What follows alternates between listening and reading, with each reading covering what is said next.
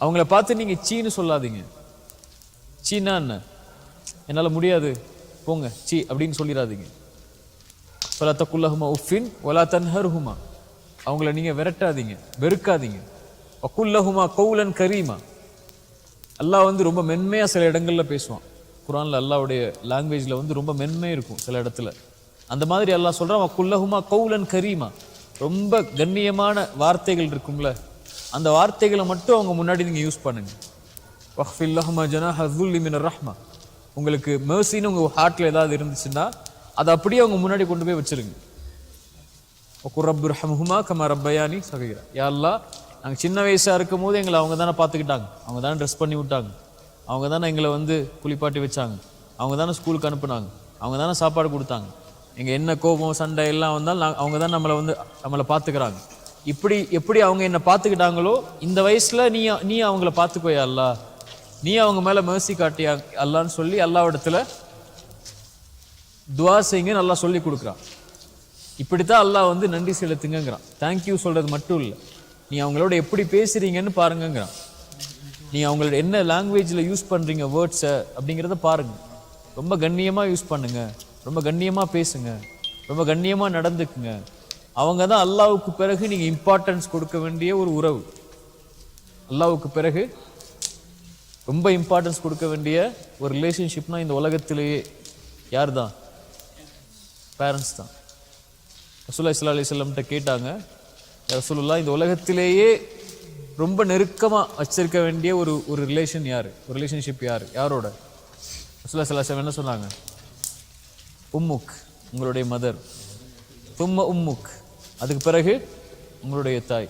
தும்ம உம்முக், அதுக்கு பிறகு உங்களுடைய தாய். அதுக்கு பிறகு அபூக்க, உங்களுடைய தந்தை. சரியா? ரசூலுல்லாஹி ஸல்லல்லாஹு அலைஹி வஸல்லமும் அல்லாஹ்வும் நமக்கு சொல்லி கொடுக்கறது என்ன?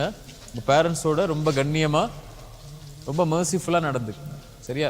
ஃபர்ஸ்ட் நம்ம நன்றி செலுத்த வேண்டியது அவங்களுக்கு, நம்ம இந்த பூமியில வந்ததுக்கு அவங்க ரீசன், அதுக்காக நம்ம அவங்களுக்கு நன்றி செலுத்தணும். செகண்ட் ஒரு ரீசன் இருக்கு அவங்கள்ட்ட இருந்து நமக்கு கிடைச்சது. என்ன கிடைச்சிருக்கு அவங்கள்ட்ட இருந்து? என்ன கிடைச்சிருக்கு? செகண்ட் என்ன கிடைச்சது? யாராவது சொல்லுங்க. அம்மா அப்பாட்ட இருந்து செகண்டா நமக்கு இந்த உலகத்துல ஒண்ணு கிடைச்சிருக்கு. நிறைய பேருக்கு அது கிடைக்காது.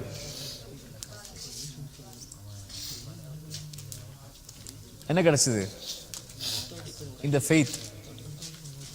ரசூலுல்லாஹி ஸல்லல்லாஹு அலைஹி வஸல்லம் சொன்னாங்க, எல்லா குழந்தையும் அல் ஃபித்ரா, இயற்கையா தான் பிறக்குது, முஸ்லீமா தான் பிறக்குது, அல்லாஹ் ஒருவனா மட்டும் வணங்குறதுக்கு தான் பிறக்குது. கிறிஸ்டினாவோ ஜீவாவோ எந்த குழந்தையும் பிறக்கிறது இல்லை. யார் மாத்திரா?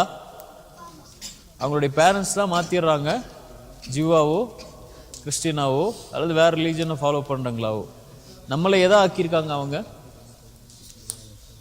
முஸ்லீமா ஆக்கியிருக்காங்க. யார் மூலியமா? அல்லாஹ்வுடைய ஹிதாயத் மூலியமா நம்மளை முஸ்லீமா ஆக்கியிருக்காங்க. இந்த உலகத்துல நம்ம அம்மா அப்பாவுக்கு எதுக்கு நன்றி செலுத்தினாலும் செலுத்தாட்டாலும் பிரச்சனை இல்லை. ஆனா இந்த ஒரு விஷயத்துக்கு நன்றி செலுத்தாம இருந்தா அதை விட பெரிய ஒரு நஷ்டம் இல்லை. நீங்க வாழ்க்கை ஃபுல்லா சுஜூது செஞ்சு அல்லாஹ்வுக்கு நன்றி சொன்னாலும் இந்த ஒரு நன்றிக்கு ஈடாகாது. அம்மா அப்பா நமக்கு வந்து வெல்த் கொடுக்காம இருக்கலாம், அல்லது பெரிய வீடுல நம்ம தங்க வைக்காம இருக்கலாம், அல்லது பெரிய பெரிய பெரிய கார்ல நம்மளை கூட்டு போகாம இருக்கலாம். ஆனா நமக்கு அம்மா அப்பா கொடுத்ததுல பெரிய பெரிய வெல்த் என்ன?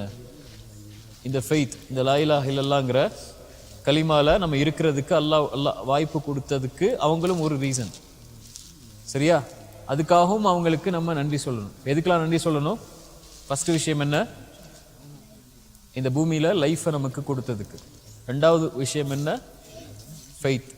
எப்படி தேங்க்ஸ் சொல்லணும்?